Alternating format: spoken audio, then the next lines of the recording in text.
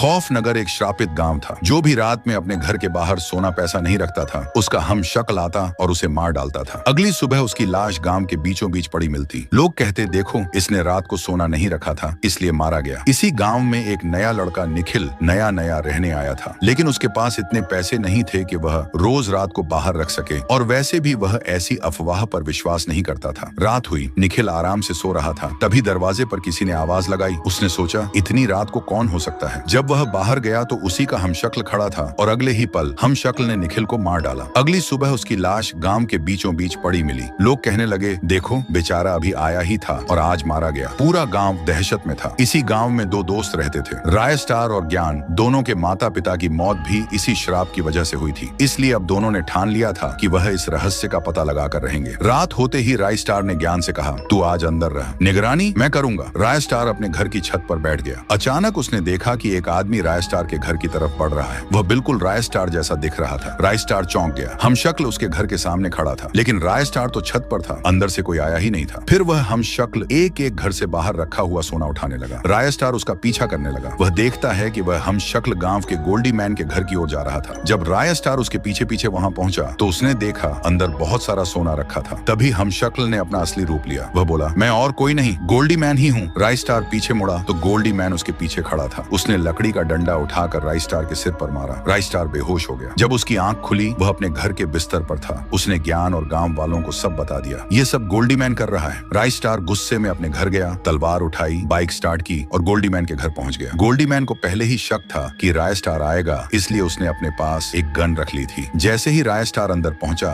Goldy man ने उस पर गोली चला दी। राय स्टार घायल हो गया और जमीन पर गिर पड़ा। तभी अचानक एक और गोली चली। गोल्डी मैन वहीं ढेर हो गया, और वो गोली ज्ञान ने चलाई थी।